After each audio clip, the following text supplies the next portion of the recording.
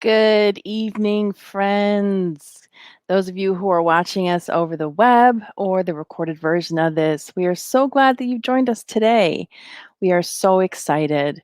So, as per usual, our Saturdays, we like to open up from the book Happy Life. Pardon me. And we also like to open up with a prayer just to set the mood, if you will, the vibration for this evening so we can connect our mind, refresh, and take in all of this beautiful vibrations and all the lessons of this evening that our dear sister Yasco is going to be sharing with us today. So just a short reading from Happy Life, just to refresh our minds. Page 34. The body and the mind need rest. However, be careful that it does not turn into idleness or laziness. After work, it is right to recharge your energy by switching activities, resting or sleeping. Too much rest, however, corrupts a person's character and weakens the muscle fibers designed for movement and action. So allow enough time for rest, but do not overdo it. Friends, let's take this moment to connect with the divine. Join me in closing your eyes, opening your heart and your mind. And we ask our dear Father, Mother God, our brother Jesus, our mentors and guides of the Spiritist Society of Baltimore, to bless all those and inspire all those and heal all those that are connected here this evening or at a later time listening to this. We pray that these healing vibrations, these inspiring minds from the other side, also be with our speaker this evening, using her as a vessel to transmit this beloved message that Spiritism has for us. And we pray for your protection, your guidance of this meeting, and so it may be fruitful and beneficial for all beings that are tuned in. In Jesus' name, and so be it. So, dear friends, we are so excited to have our dear friend Yasco give us this talk this evening. Yasco, please bless us and let's learn about human babies. Thank you. Okay, good evening, everyone. Tonight, we'll talk about why human babies are born so helpless. Nevertheless, in the end, is the smartest of the mammals and among the primates. And the interdependence among us human beings, and also since we are in the womb of the mother and with the society, are the key factors for these human beings to grow smarter and in the end. Okay, so let's share oh,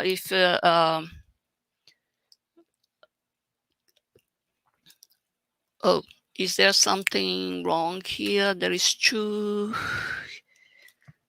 Let me see, up and down. There is something that it is mixing. Oh, do you know why it's cutting? You know why it's cutting this? It's mixed two slides. Okay, let's see if on our back end here we can try to fix that. Let me see if I believe we have your PowerPoint, so we should. Okay, there we go. Okay, now it's correct. Okay, now correct. Okay, so if you see the many of the mammals are born ready to run, otherwise they're going to be food for the predators. It's like is the example of elephants. As soon as they get out from the mother kicks the baby, and the baby has to stand up and follow the group. you know. Then you see our little baby is so tiny, so helpless. And, they say, oh my God, how this human being is going to face the world. Nevertheless, as I told you, as it grows so smart, and sometimes human beings start to believe they don't need each other anymore. They can run independent, doesn't need everyone, can rule the world, etc. But Nelson Mandela said the following: we that are work with the fraternal notebooks that were going to Mozambique, there are some words, and one of the words was Ubuntu, which is here. In Africa, there is a concept known as Ubuntu, the profound sense that we are human only through the humanity of others. That if we are to accomplish anything in this world, it will in equal measure be due to the work and achievement of others. Equal measure. Can you believe this? So let's go on. Oh, again, now is not going for some reason. Now, you know why?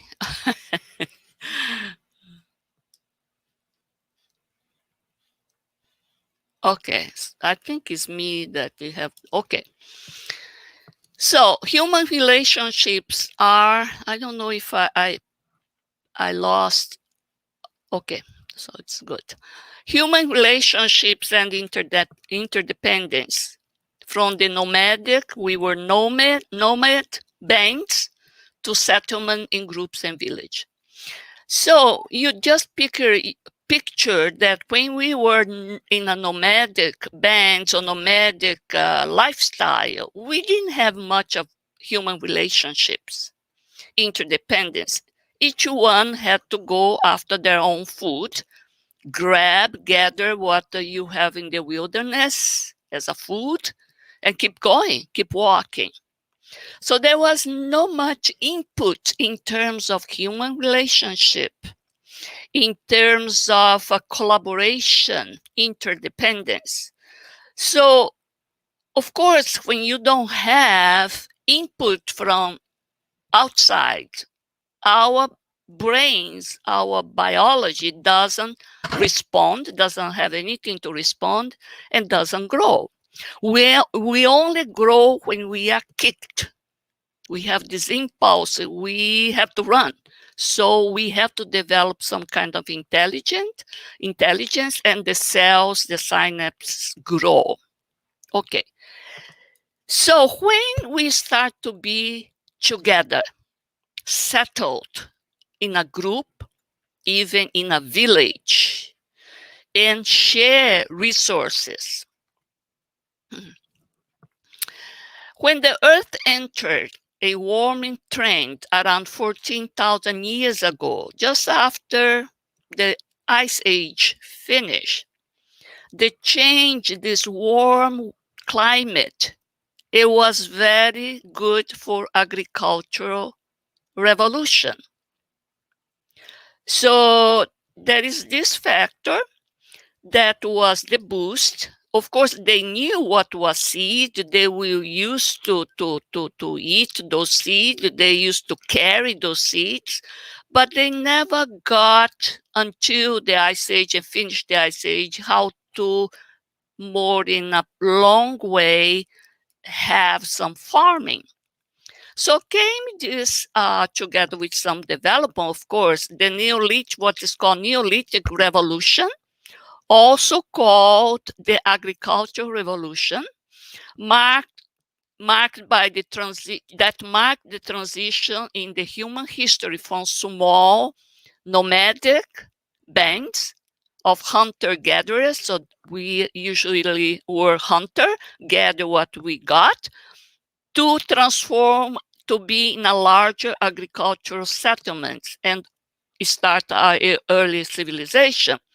Well, if you don't know how to grow food and how to have small livestock to provide milk, meat, of course we cannot stay there. We have to go, male has to go and hunt, and the family goes after. So when the climate and they start to know that if they plant certain types of seeds that were easier to grow, they say, oops, we can stay here. We can use our energy, our workforce in other things. So where it starts, there is this place called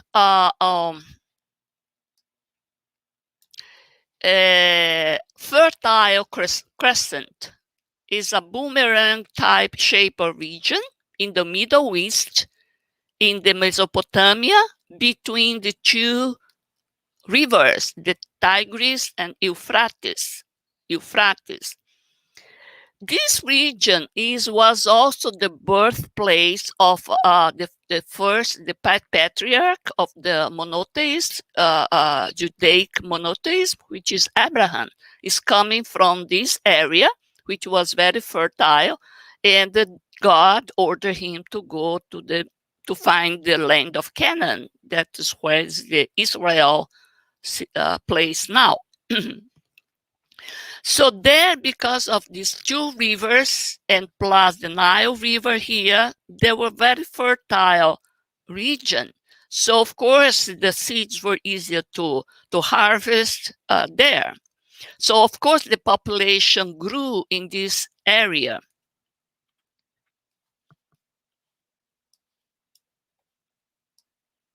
Oops, let me see. I think I have to move this up a little bit. Do you see there? Okay, so this vision is called the Cradle of Civilization. It was a birthplace, as I said, of farming. They start to raise domestic livestock, and the number of technological innovation, including writings, wheel, agriculture, irrigation. So as they could settle there, they started to not only develop their brain, but also they had time to put their intelligence in other things, not just to go hunting.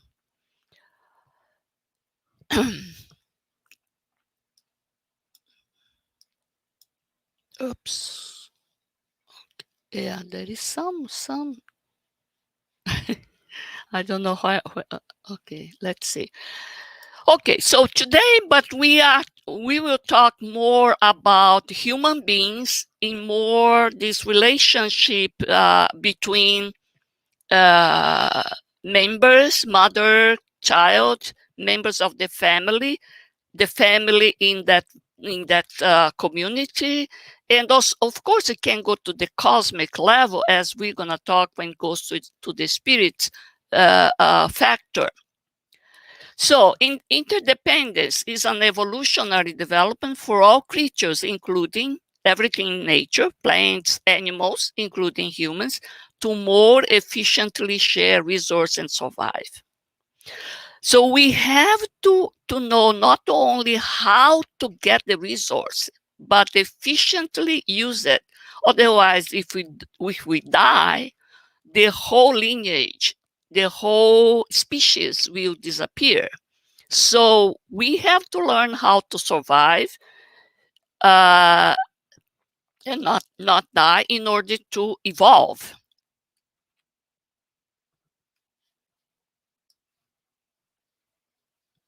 Yeah, I still don't know how. Okay. So what is independence in humans? Interdependence in humans. Interdependence means that everybody and everything is intertwined in a single system. It means that every action that you make, even the thought, feeling that we have, exerts an influence in the system through this web, that cosmic web that relates us to everybody, to everywhere, to every creature, including stars, including subatomic atomic forces. Likewise, interdependence also means that every action, thought, and feelings of every person is influencing everybody simultaneously. Therefore, this has a very big implication. So we're going to see how we have almost a telepathic interaction with other human beings. So, wow, I just thought, I didn't say. How come you know? This kind of thoughts.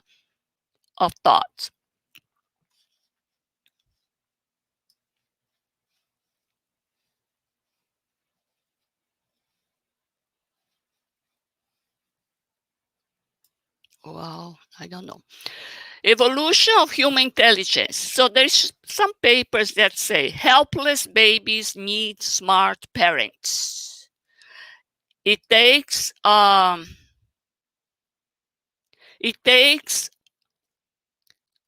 brain power to keep babies alive. Well, Kirsten, Daniel, you all know about this, right? These babies ask a lot of work done, smartness, intelligence, brain power to keep them alive. And they have to be alive until they are in a reproductive age, so they can perpetuate the species. So the papers say that altricial, helpless neonates require intelligent parents. Intelligent parents must have large brains. So they are connecting large brain with intelligence, but the relationship between the intelligence of parents in order to take care of the babies, neonatal babies that are helpless.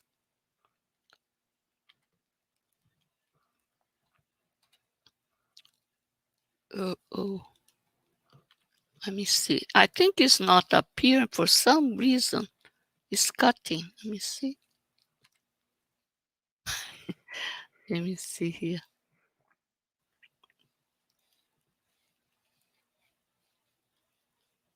Because there is one more. Let me see. Okay.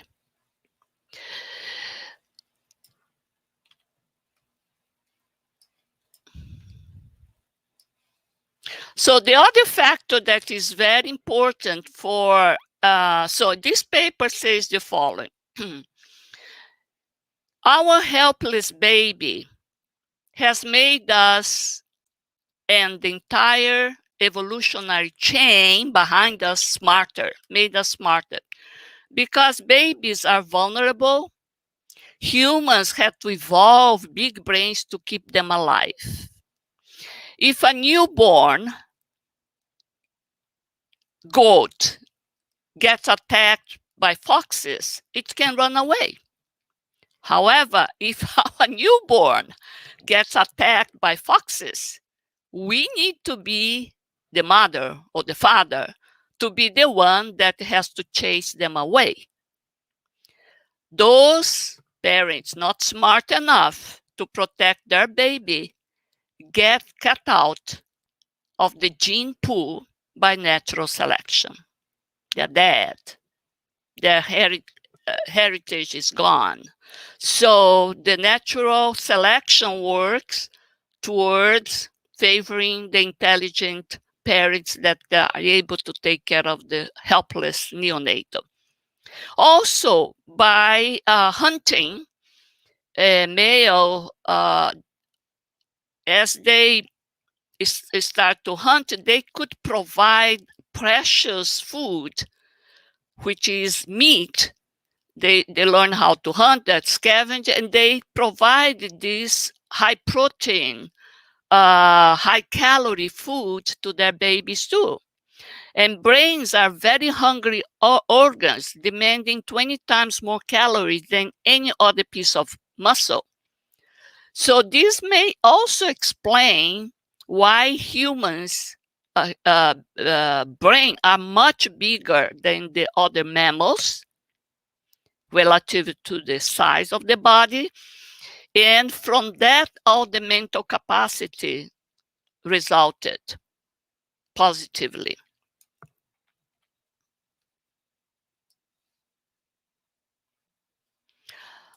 Let me see if I put all, because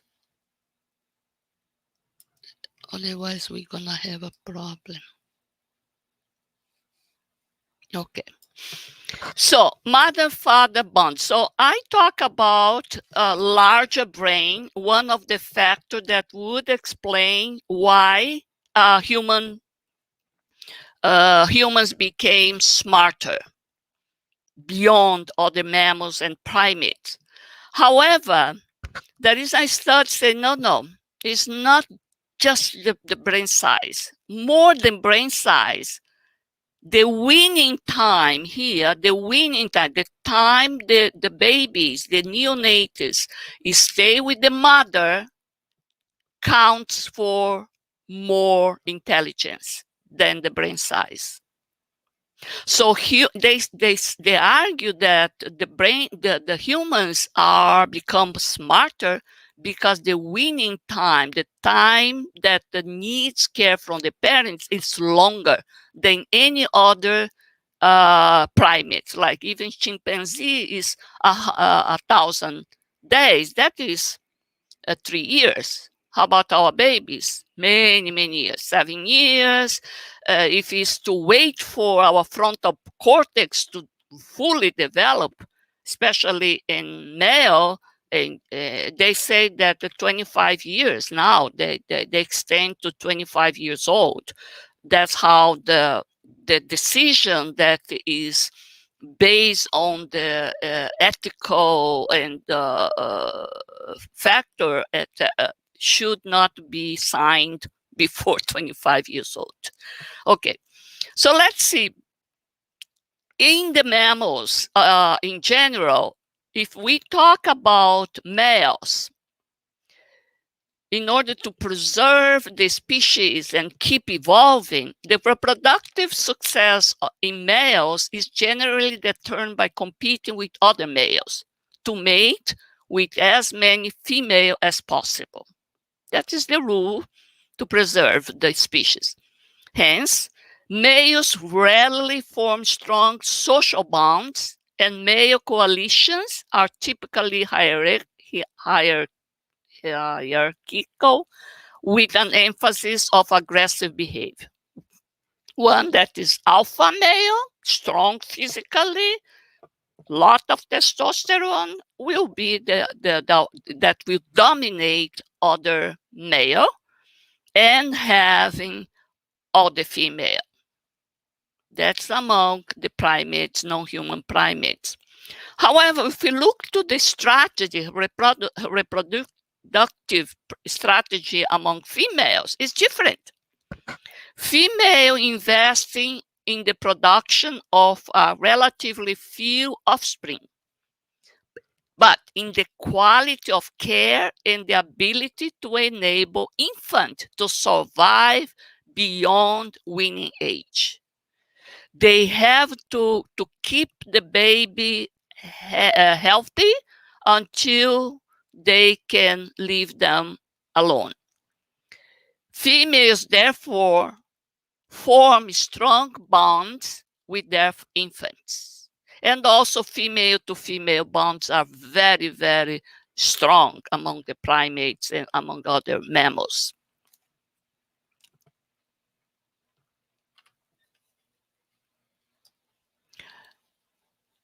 Okay. So, because we are social beings with this settling in village, in big group, and because we had to share things, the social relationship was a big driving force for us to evolve as smarter animals. So, but there is a question: why humans are born with such undeveloped brains? This is a question that scientists are looking for a long time. So one say, because most of our development and learning, which are about complex communication methods, language, social cues, cultural interaction, can only be done by observation, assimilation, mimicking, and none of this could be done inside the mother's womb, but in the social, cultural within which we will live. So in the modern Western culture, we have all these instances that the child is looking at the mother and mimicking, moving the eyes, moving the mouth, trying to speak. And that's how we learn, we observe, and we mimic later.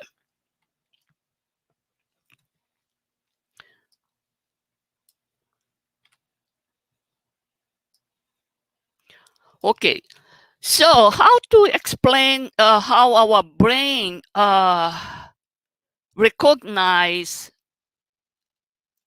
when use this, take advantage of this observation and transform this in learning. So there is some what is called mirror neurons that these scientists call Hamachandran. I don't know if he's still in California, in San Diego campus. So he says mirror neurons, he discovered the mirror neurons are certain sets of neurons that fire, become active when we do, see, or imagine different kinds of activities. Imagine, see, imagine, these neurons are fired. But you see, you don't need to only do it. You can just see, observe, or imagine. The neurons spike in the same way as I am doing it. So I don't need to do everything. I can just observe, mimic, and just imagine. Just imagine. That's how brain sometimes is fooled. They don't know, our brain doesn't know what's real and what is imaginative. It fires the same way. Therefore, when we see or imagine people doing some activity, we sense the activity's touches and pains. We can sense the pain of the other. Many times we cannot watch the person making a suture to fix it. You know, we have this because our mirror neurons are firing. Just imagine the pain. So the implications of the mirror neurons is that the response, like I say, is similar for performing, doing, witnessing, or hearing. That's the same job. And mirror neurons enable empathy, skill building through mimic. I can be skilled in something just mimicking, including verbal language, other movement. Vicarious experience, so experience based on the compassion, imagining the person's pain, so in the experience of others. Also, there is what happened here? Oh,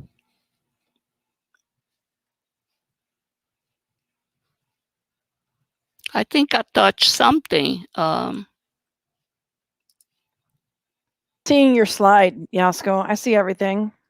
Okay, but I don't see me. I don't see you guys. But anyway, I'll keep going. So let's see if it's everything is good.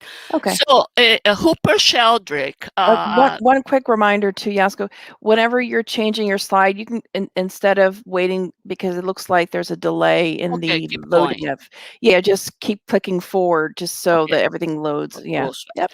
Okay, so Hooper Sheldrake that was present his wonderful talk in our last international meeting, a Spiritist medical congress. He says the concept, he gave concept of morphic resonance. He says is the idea of a mysterious telepathy type of interconnections between organisms and of collective memories within species, and accounts for phantom limbs, how dogs know when their owners are coming home, how people know when someone is staring at them. So there is this morphogenic field that our intention are giving, are propagate, and it can be very far away, can be sensed by the other, by animals, by nature. Okay, so let's go now to the spirits. So we talk up to now the biology, the social implications of this almost premature birth of humans. And for what? Now we have the spiritist background, the spiritist factors. So what we know, we are immortal spirits, although we are that helpless, neonatal. We are old immortal spirits, experience multiple incarnations in the physical body. So this interaction between the spirit that is reincarnating, especially with the mother, it starts in the womb, and is very, very clear if the spirit that is born is reincarnating, if it is a friendly, sympathetic a spirit, or has something against from the previous incarnation. And in this book, Between Heaven and Earth, I know many people read this book, and has this case that the boy was drawn by the negligence of the stepmother, and the stepmother now is going to accept to receive Julio, which is this spirit, to reincarnate through her. But of course, because he was drowned in the ocean because of her negligence and because of his mother that was also obsessing the stepmother, it was not a friendly, and almost killed the mother during the pregnancy. So André Luiz, that is the disciple in this study through these cases, he says that in the chapter 30, he says that the spirit of the mother and the fetus are in constant exchange of influences. He states that in addition to providing organic influences, he states that in addition to provide organic service to the reincarnating entity, the pregnant woman is also constrained to endure the contact with the spirit. So if the spirit is not friendly, it's going to poke magnetically the mother. And she feels, and she almost died. Clarencio had to intercede in order to keep this pregnancy going on. It's thought, the thought of the spirits totally involve her, the mother, determining significant changes in her biological cosmos. So it starts inside the womb too, like we spiritists know. So now, how about after the postpartum development of human babies? This baby that comes so helpless, so premature. Okay. The first 7 years of the spirit's reincarnation is decisive in the formation of its character and personality. We've been listening to this from this Kardec, from Chico's, all these books. The first 7 years of the spirit's incarnation is crucial, not only for this spirit to really overcome old vices while acquiring new virtues through the parental education and love, but also to allow this spirit to do more, not only to not to fall in that vice, but to really pass through the test and move forward. So the question 383, what is the use of going through childhood? That's the question of Kardec and friends to the spirit. Incarnating with the aim of, so the use is incarnating with the aim of perfecting himself. The spirit during this period is more accessible to the impressions he receives, capable of helping him advance, to which those responsible for educating him must contribute. So those that accept the job, the mission to receive this spirit has this educational contribution to give. And in 385, what is it that motivates the change that takes place in the character of the individual, of this new spirit at a certain age, especially when leaving adolescence? Does the spirit change? No, we know the spirit is the same. It is that the spirit takes back its own nature and shows what it was. So shows what truly he is or she is. So you do not know what the innocence of the children hides. So this cute baby, so adorable, that sometimes they do something, a little bit aggressive that we think, oh, it's just a child. We have to watch out because they may be hiding old, ancient tendencies, habits of aggression.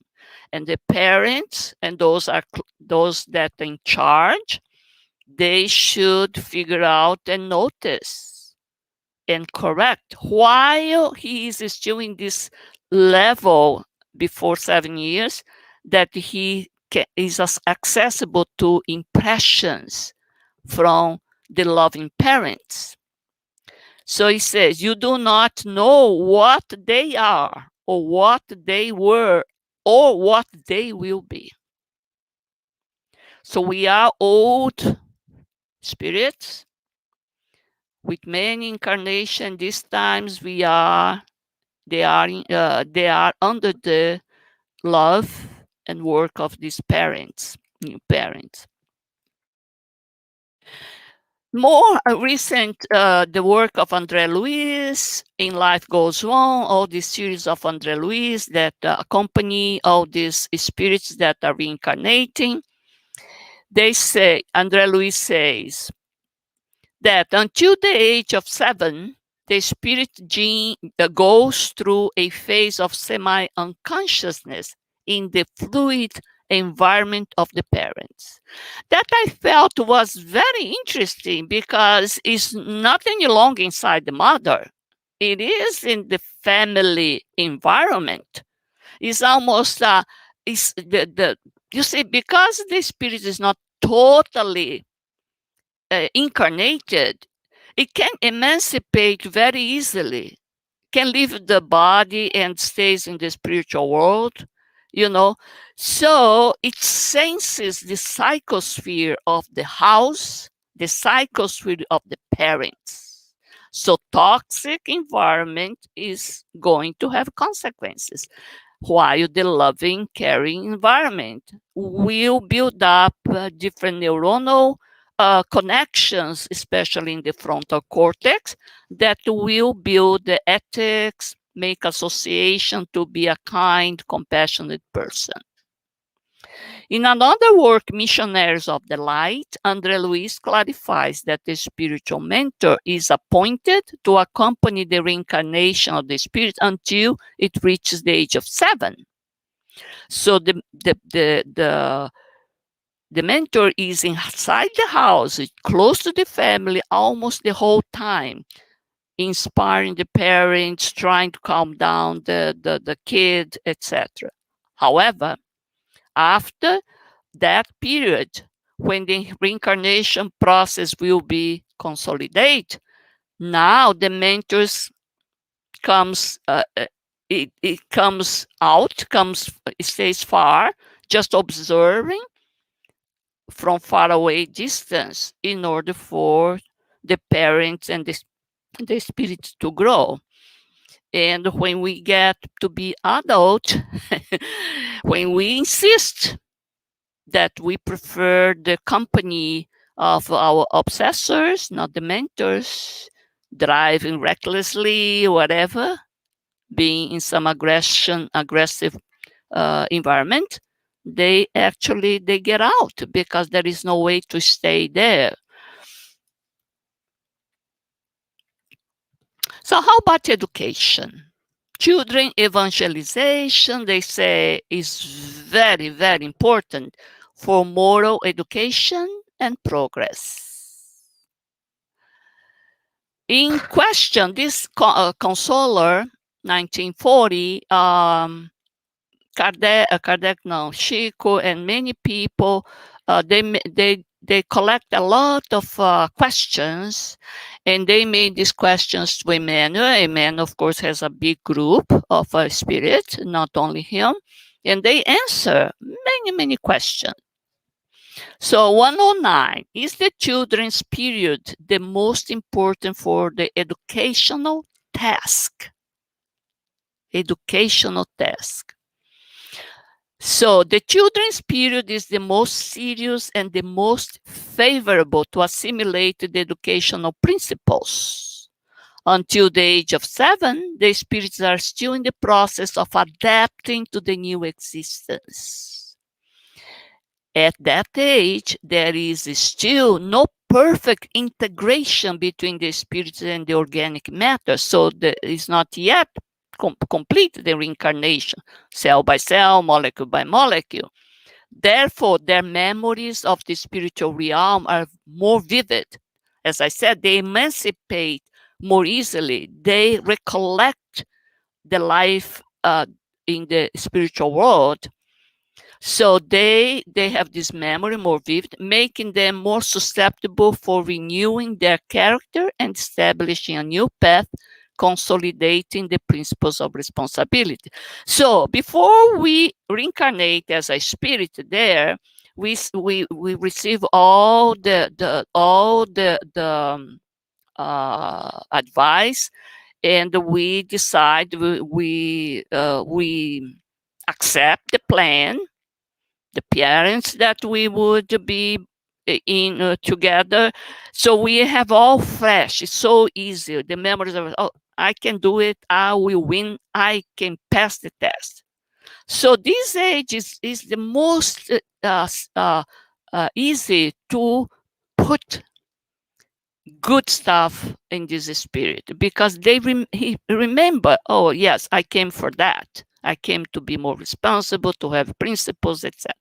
However, now he says, if they find a legitimate parent for that, so we have to be lucky to have good parents, correct parents. Once reaching the late teenage and adulthood, if education has not been carried out at home, then only the violent process of harsh tests in the world can renew their thinking and concept. So then comes the pain and suffering. Physically, mentally, or morally, we feel the pain. Lacking the inner light of the sacred educational principles, the incarnate soul will take back all its harmful heritage of the past and will recur again in the same faults. Isn't sad? Isn't sad? So the work of the parents, especially in this initial 7 years, is so crucial. Is so crucial. So the evangelization, which is to teach, to put these children in contact with religiosity, with the concepts of God, mentor, guardian angel, and to be compassionate, to feel, to help. When to start it? Well, they are start with the pregnant mother. Then they also doing with the babies, toddlers, and of course with kids to 7 years old, 6 years old. That's very crucial. But it goes to teenager and young adulthood. So the gospel, the reading at home is very important. And in the Spiritist as a movement, we have many events, and I am doing the advertisement here. We have the next if you love one another, which is the family retreat that is yearly done. I think it will be done still virtually this year.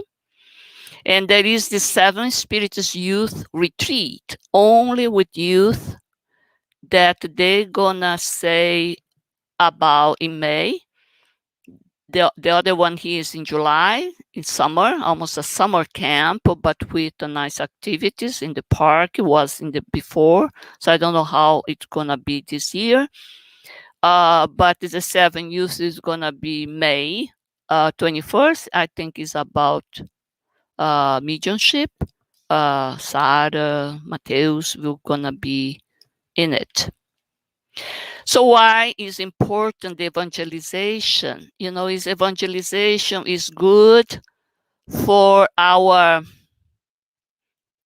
to carry out our life, when we encounter difficulties.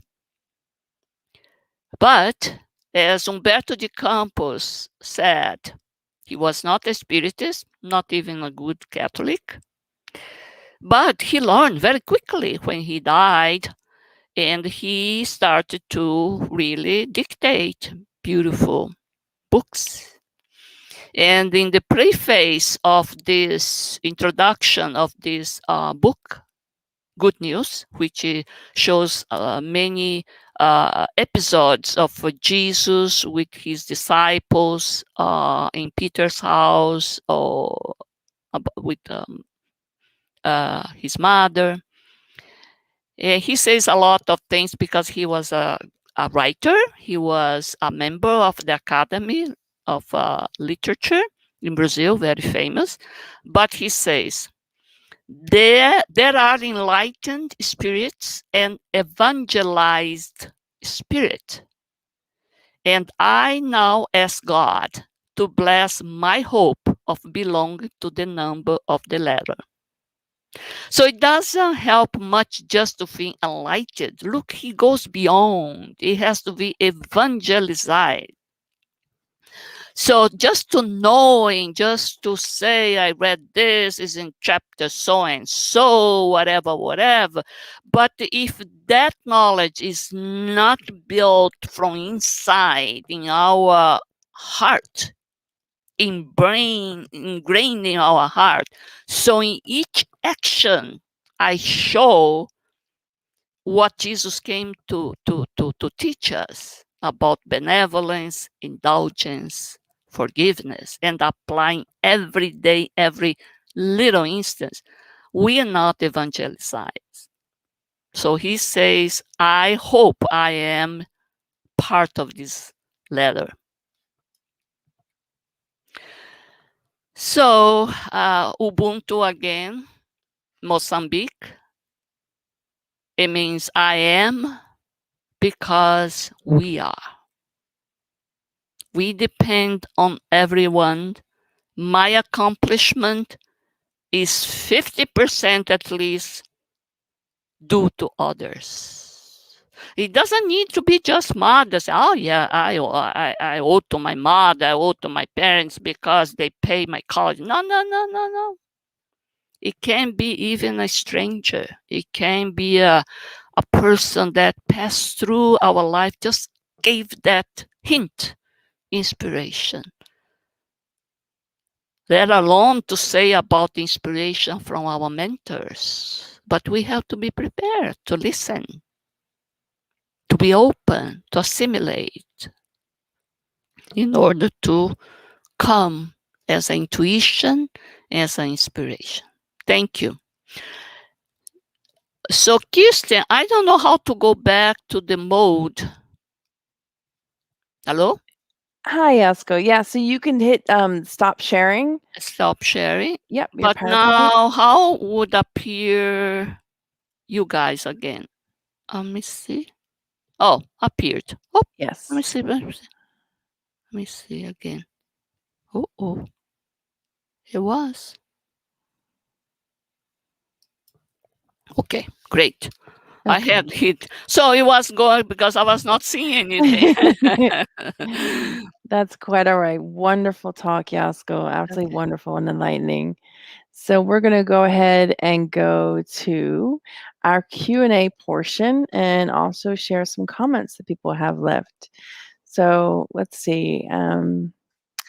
Kirsten asked a question. She asks, Yasko, knowing that we carry all these reproductive tendencies from our evolutionary experience as animals, now as humans, how can we work on sublimating that behavior and refine it? Well, for me, Kirsten, is experience. There is no way, I feel, if we don't have the input from the experience. The only thing we have to pay attention is not to be stubborn, to allow the experience to fill your bucket, I would say. Your neurons be absorbed in this new atmosphere. I think we have all the ways to refine, but we decide to rebel out of vanity, out of pride. I know better. I don't need to be subjected to your advice. I don't know who is giving the advice, but usually when we rebel against someone. Mm-hmm. And even God, we decide that I think God is wrong. I'm right. When we rebel, we are saying this. I know better.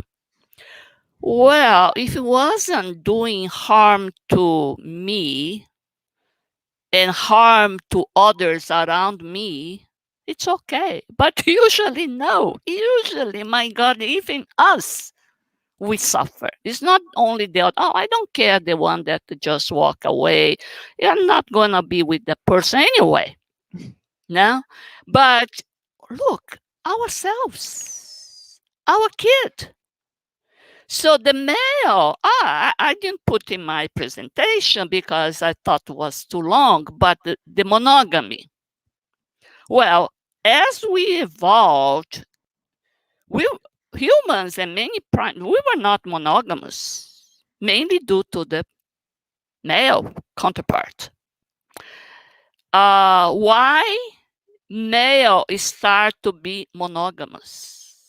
Oh, because I want to just to stay. No, we said that the male were built up to have many females, to impregnate a lot of females. That was his power, to be the alpha A, the alpha male.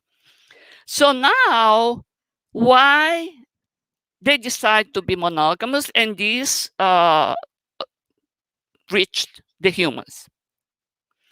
Because in the wilderness, other male start to attack their their babies.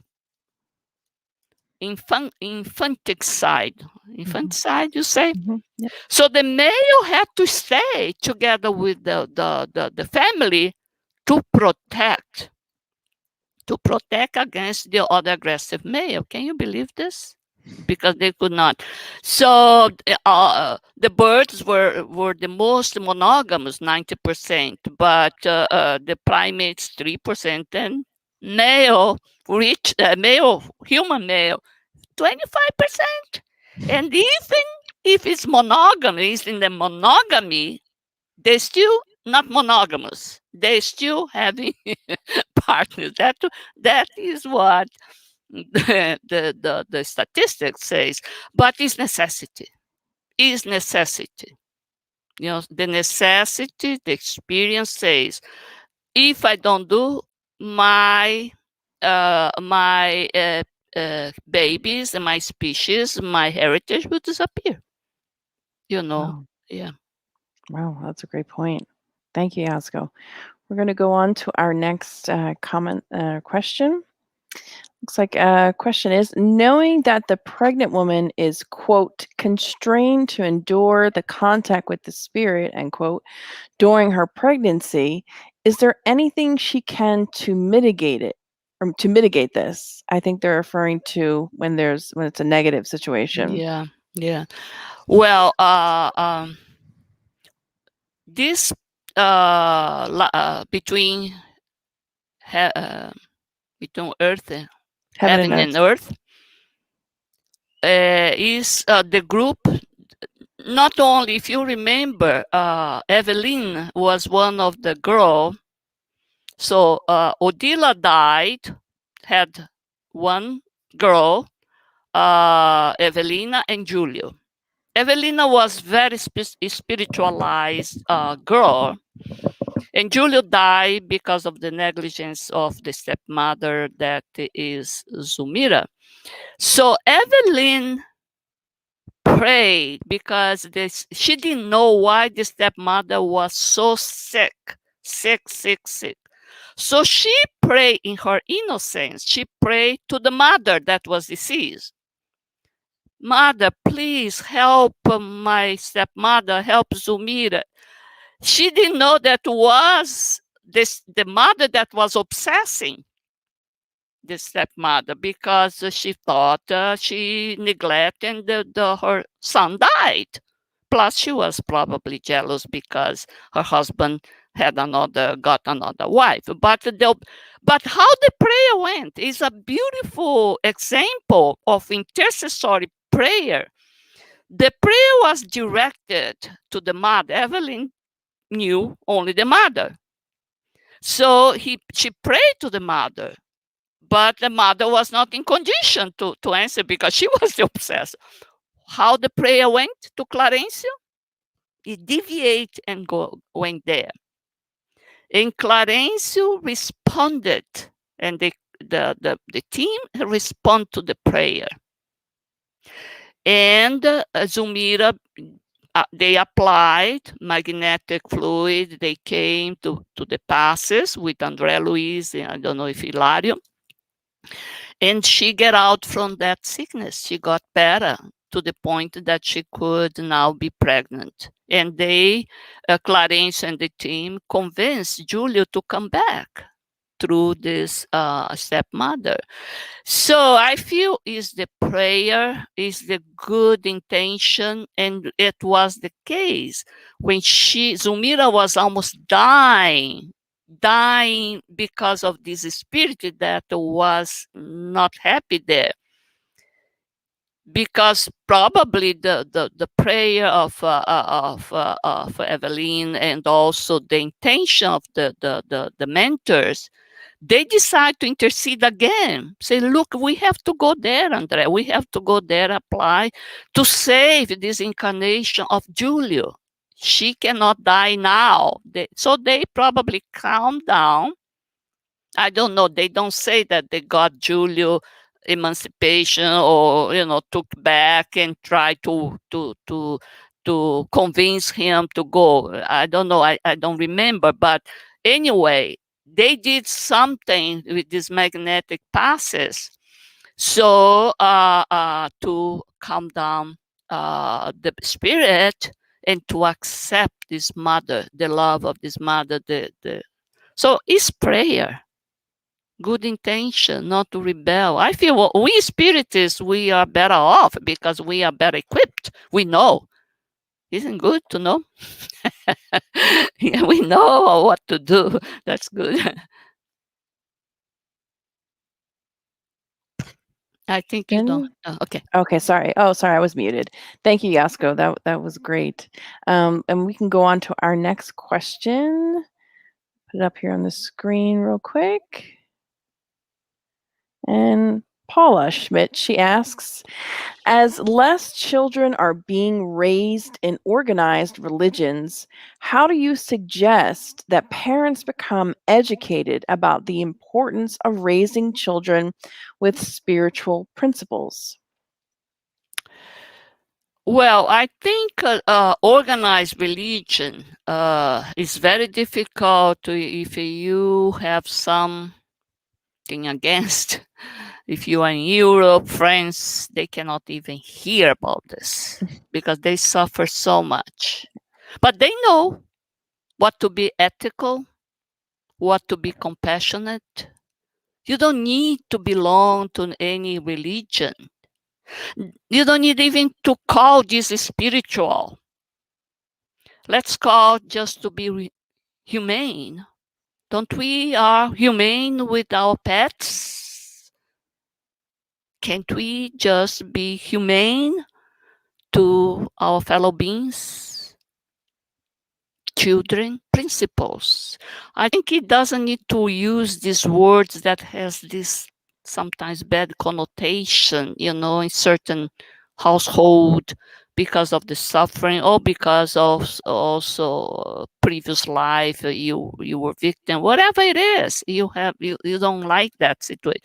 But I think you need to give good guidelines to be a good human being, a compassionate human being, the same way they do with animals. It's so easy for children to be compassionate, kind with the little pets now. Before, in our age, we used to not even have sense that a dog could be a pet, a cat could be a pet. We used to kick. Now, no, everywhere. So it's so easy to boost compassion and apply the same love, kindness towards colleague, friends. And this has to be, of course, the parents has to be this kind of values, this kind of values, and pass without even say religion. Doesn't need even to say God. Doesn't, but it is in certain point, once the person emancipates here in the physical world, I feel they can go and look for in their way, because they find somebody that is talking about God. Is not the parent. Sometimes the parents is not the good people to advise, or to inflict, or to impose, because they have something again. So sometimes comes ideas from people that are not even close to us, or some TV show, some novella about spiritual world, the spiritism, and so I think the parents, if they ask, if they are religious, they can ask through the prayer. They can ask during the night for the mentors of the child to embed that creature, that person, in a good psychological spiritual environment. So there's two ways, or either the parents have this will, but the kids doesn't want to, or even the parents doesn't know, but at least they have to be morally fit. They wanted to want a goodness, want a good end for their kids, towards nature, towards every creature, you know. Yeah, definitely. That's great, Yasco. Thank you. And we have our next question. It's kind of meant to be one. So yeah, Alba says, I'm always wondering about people that is given the opportunity of being parents and they neglect and abandon their babies, contrary to the ones that are struggling with conception. Why such extreme situations? Well, we are all different spirits, human beings with different desire. I don't know. The first mother, they don't see as an opportunity; they see as a burden, because I don't know how the pregnancy happened. How the pregnancy happened tough time, didn't like that man, abandoned, she lost the job, she didn't want these things, but didn't abort.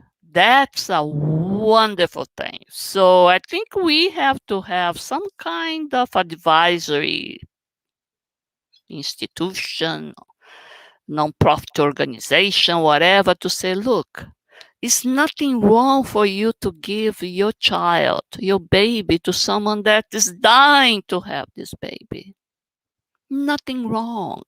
You're not prepared. This is all right. We can understand you're not prepared. It was not a good time to have. But please don't abort. So I think people think it is shameful to not take care of them, but it's better to give to someone, do a favor, to other people. That the second case, why those that want so much, it can't.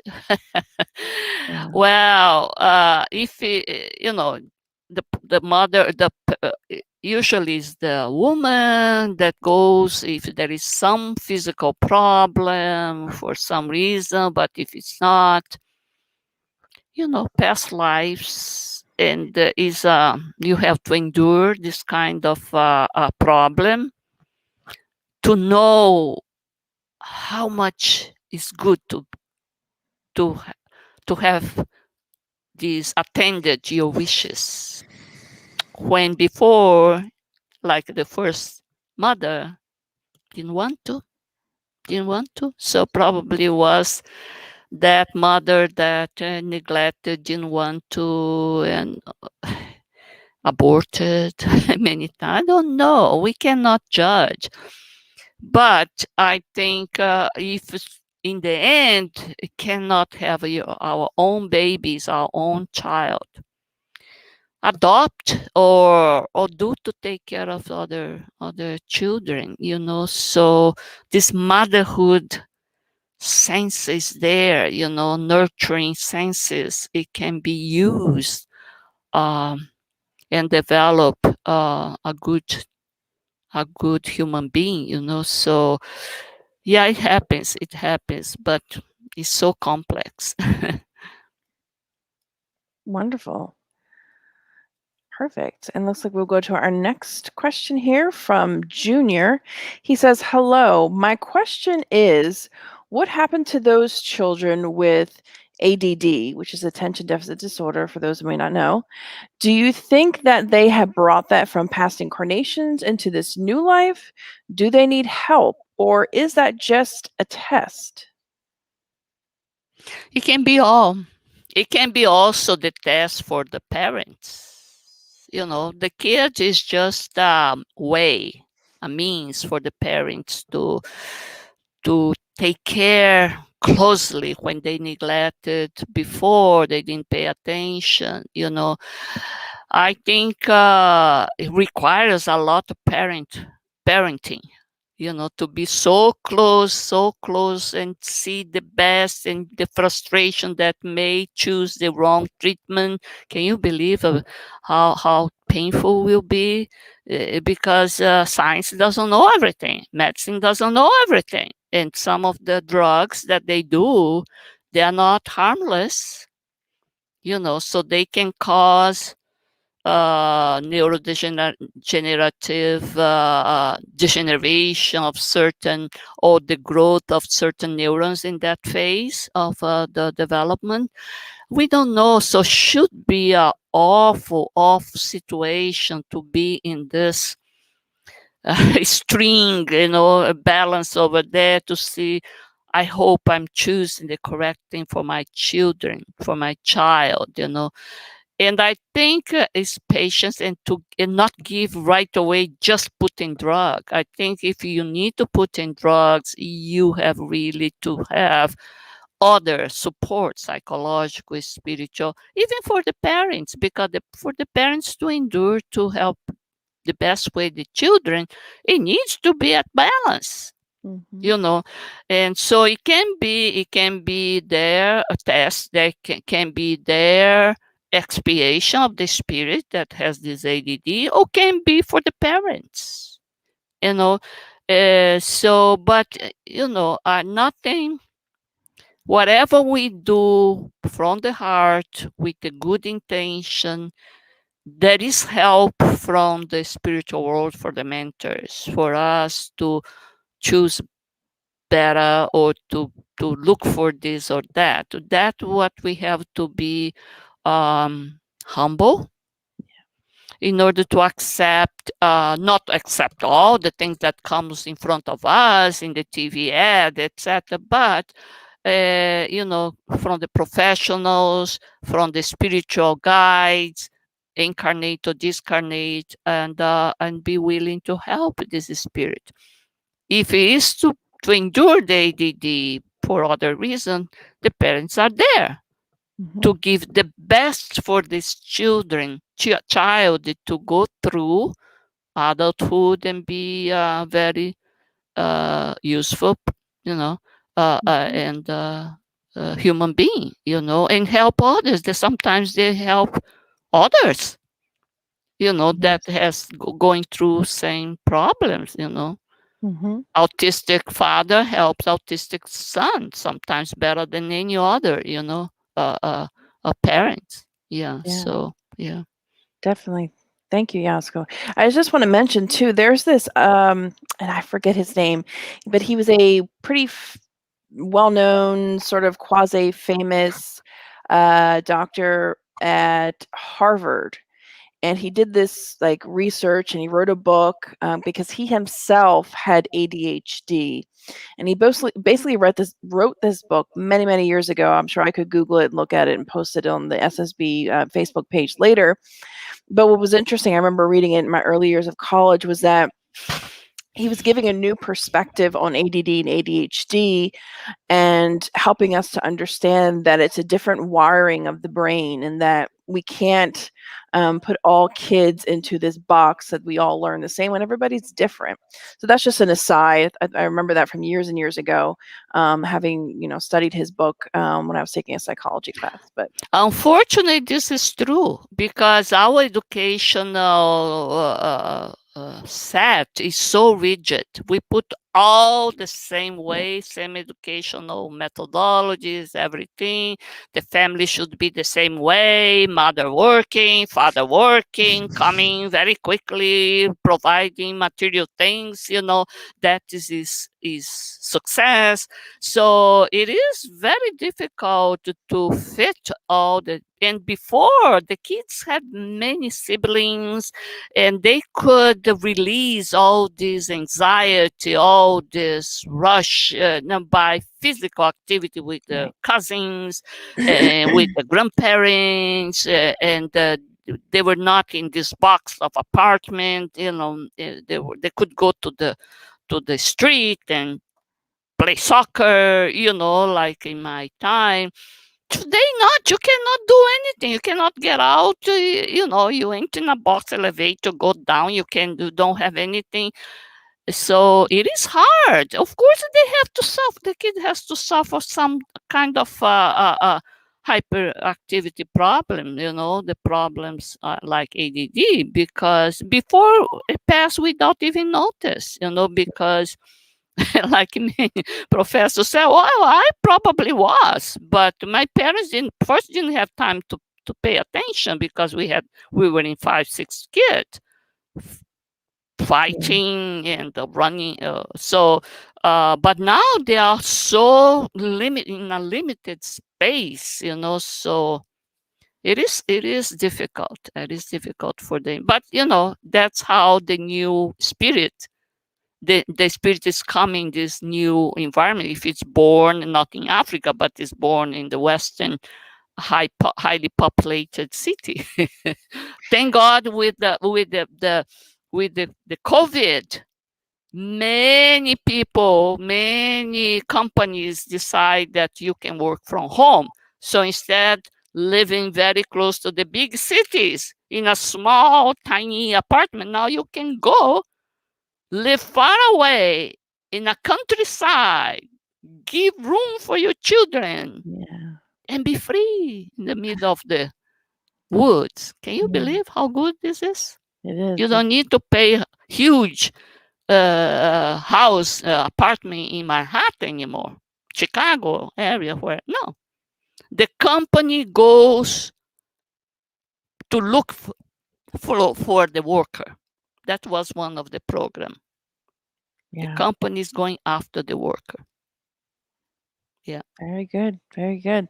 Looks like we have one last question from Daniel, and he says, and you were just kind of touching on this. You mentioned it about families with many children. He asks, Yasko, in a family with many children, any advice on how parents can effectively educate them, taking in consideration that they are all different incarnate spirits? Well, I think that means you have to pay attention. The parents have to pay attention, not say, "Oh, but your older brother was easy." Oh, well, no, no, no, no, no, no, no. Never compare. I think. Don't compare. Also, use the same education, the same values. Of course, the basic good, the important values has to be there. Don't rob, don't hit, don't all those things, of course. But these other things we have to give room for that, for the spirit to know, okay, this I cannot get out from this rule. But the other part I'm free. But we have to say, yes, this part is minor. You can use the way you like, but not say no, no, no to anything, everything. That's not good too, because the spirits are different. Right. One doesn't like this, one doesn't like you to stare, and the other ones start to joke. So it's all different. So, and we cannot compare. They say the worst thing you have is to compare siblings. Is a mistake. Is a mistake. Never good. Never good. Even to say to give good words to the other one, even that is not good, Yeah. because it will grow other tendencies that, oh yes, I'm good, I'm the best. Yeah, that's not Yeah. good either. Definitely. Definitely. Yeah, yeah, That's a has to great pay insight. attention, has to pay Yeah. attention. Yeah. And Paula, she shares, thank you for explaining interdependence and morphic resonance so clearly and stimulating new ways of thinking. Yes, excellent, Yasco. Yeah, yeah. I think the morphic resonance is really important, and the mirror neurons. I think it's so it's open up all this field to say, look, yes, we are all interconnected in this web. So the birds or the monkeys, they knew that they are this morphogenic. So like the birds. Now I'm realized all the corners of all the units, there is a net of birds. You do have one that is missing. Every birds learn in a city where to build their net. It's not any longer in a tree because the city is a concrete. So below the gutter, all these places, they are building where there is a hole. When 100 birds, they do the same activities, the same behavior, the whole community very far away in another part of the planet will learn how to do it. It Amazing. happened with this group of monkeys in a small island in Japan. Yeah. A female showed that washing the potato in the sea waters become salty was more tasteful. When 100 or so monkeys start to imitate, mimic, and do, the other group that is in the other island, not even related to this one, start to do the same without even seeing. So it's just the sense that it was propagated through this morphic resonance. It's Amazing. unbelievable. It's really is. It always boggles, it always just Yeah. blows my mind. Thank you Yeah. so much, Yasco. Okay. Okay. Yasco, do you have any final thoughts that you wanted to share? And we could go into the final prayer. Yes, I think I was surprised with this how immature the newborn, the human neonatals are, and how they become so smart and what is needed. They've been saying all the time, yes, parent education is out. But I never put this, that there is biological network, everything that allow this integration, interdependence to boost our. So first I thought, well, they are born earlier because the brain starts to be bigger and bigger in humans because the neocortex becomes bigger and could not pass through the birth canal. So that's why they have to be born before the head become too big and could not be passed through the normal delivery. But they say it's not. It's the winning time.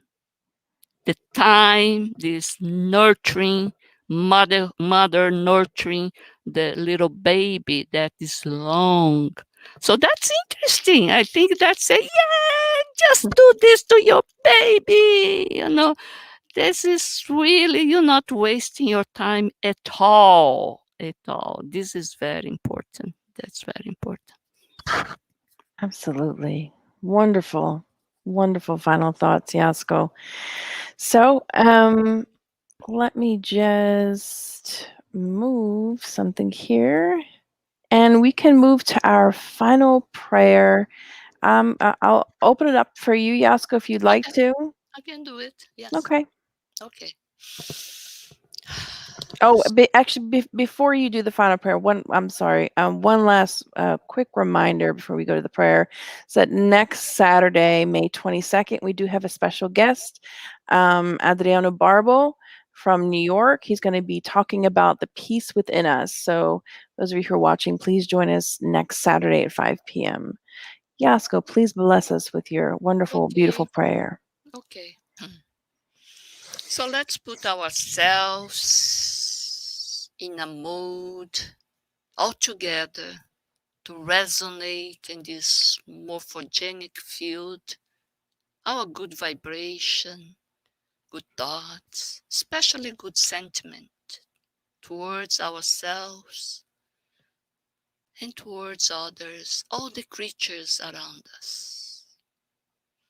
In this mode, we ask our dear Mother, Father, God, our spiritual mentors, to bless us all in this endeavor that is to be incarnated in this planet, trying to overcome all the struggles, the difficulties that we ask for in order to progress, in order to fulfill our destiny, which is the destiny of the immortal being, to be, in the end, the pure spirit. But for now, let's always having our mind in our heart to pray, to ask for help,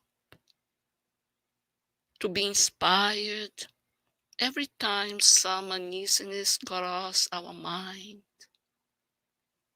anxiety, depression wants to take over our body, our neurochemical system. Let's ask for help. Let's ask for prayer, through the prayer for help. Our mentors are always close to us,